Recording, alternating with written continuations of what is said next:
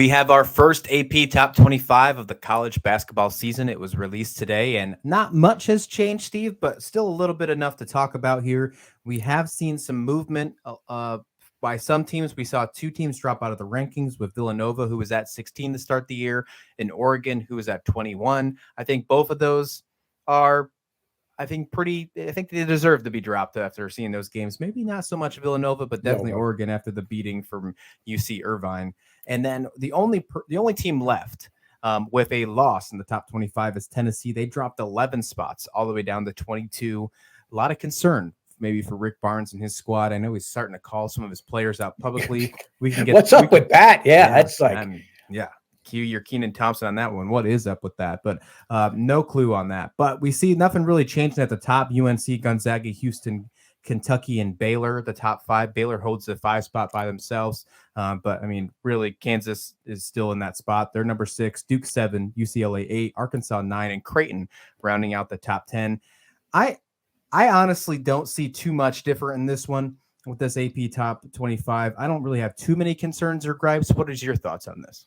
Well, I was curious, given Gonzaga's struggles in the first half against Michigan State, if Houston was going to overtake them.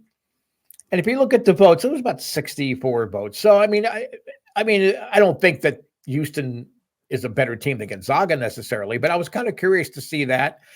I was really happy to see Alabama raise up, and a lot of teams in the Big Ten jumped up. Might have only been a spot, but I think, people are starting to say, wow, the Big Ten really is loaded. Even you and I, we've really focused a lot on SEC and certainly the Big 12, but I think the Big Ten teams are showing on the floor that they're just as good as some of the other ones. I don't think Villanova should have dropped out of the top 25. I think they could have hung in at 25. I think Villanova's better than Texas A&M. I think Villanova's better than Dayton. And I think Dayton's a great team, but I think that Villanova's a better team than Dayton. But again, it was a very splashy loss. So to lose to Temple, a Big 5 rival, I think people are going to have more of an overreaction to that. Even voters that from, the Eastern PA, Jersey, New York metropolitan area are going to maybe overreact to that loss more than writers out on the coast, for example. But no, I think it's a pretty fair and balanced setup. It was good to see Michigan State got a significant amount of other votes, and another Big Ten team, Purdue, got 104. Colorado only got 11.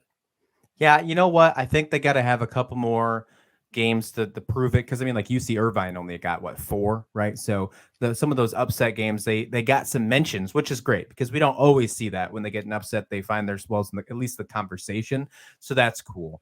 But I do think they're going to have to find a way to prove themselves a little more this early in the season, because it's one win, okay, gotcha, but I'm with you though. I think Colorado, we've talked about it, they're going to be a sleeper this year. We're going to see them. I think we're going to see them in the tournament. The one that jumped up the most was Illinois. We saw them move up 4 spots in the first week, going from 23 to 19 after their wins against East Illinois by 30 and almost 40-point win over Kansas City. That's probably their biggest part up there that really moved them up in that rankings. Illinois looks like a team that could really take off and do some damage in the Big Ten. This conference is going to be dirty. Yeah, and the thing with that, in that Illinois game against Kansas City was in it. I mean, I only watched the first half because I went and watched like 8 billion other games, during the course of that evening. But Kansas City was really giving them fits. And to have them, and even against Eastern Illinois, there were moments where Illinois was on the ropes a little bit. But the fact that they stepped up and just dominated, in the second half, it speaks volumes. Illinois, you've got to keep an eye on them. Illinois is going to be terrific. They're going to be in the top 10 by the time Christmas comes around. They're going to be a top 10 team. I really, really do believe that. You don't have their schedule in front of you. Again, we didn't really prep. Oh, do you? Okay. Yeah, they play UCLA on Friday. So there's your Right. opportunity right there to see if they have a chance to make it to the top 10. I think that there's going to be some big movement when we get to next week's poll because we are starting to get into those invitationals, into those tournaments. I mean, we have Kansas versus Duke this week. We also have UCLA versus Illinois. Yeah, they have a pretty decent rest of the month of November. They have UCLA. They also have Syracuse the month of November, and then heading into December, they have Maryland and Texas. Penn State, who's on the borderline of being in the top 25. So they have some tough games in the rest of the year. I think Illinois can easily show what they are capable Mhm. of. And with that win over UCLA, if we see after seeing a loss by either Kansas or Duke, and then maybe a loss by UCLA, if that happens, I wouldn't be surprised to see Illinois jump maybe just to 10. Maybe I could see it Yeah. happen. All right. So, and then last one to talk about, we did see Dayton jump up the 3 points, as you mentioned. You thought that maybe they shouldn't be jumped up that high. And then we saw Arizona jump up 3 spots. That's something that interesting about that team. You and I both think that's our Pac-12 prediction for the conference lead. They still are sitting behind UCLA. They're at 14th. UCLA is at 8. Arizona looks really good. Their huge win over Nichols, and then their pretty decent win over Southern. We're going to see them next Monday take on Cincinnati. I think that's their first true test, if you will. Mhm.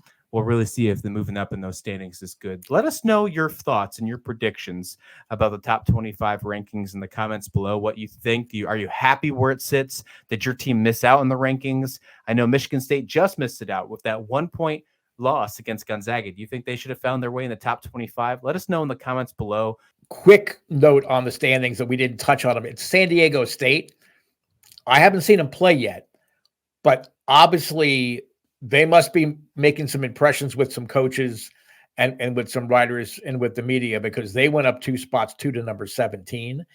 They're in a conference that they're going to easily, kind of cakewalk through. I got to find a San Diego State game to watch in its entirety because obviously they've got what it's going to take to hang around, I think, all year long. Yeah, and they should be able to do that as well. They just came off some wins against Fullerton and then BYU, and we're going to see them on Monday in the Maui Gym Invitational against Ohio State. That's going to be their really true test. Oh. There's the game that you should tune into on that one, Monday, 9 o'clock. I don't know if you can stay up that late for that one, but ESPN2, 9 o'clock Eastern time.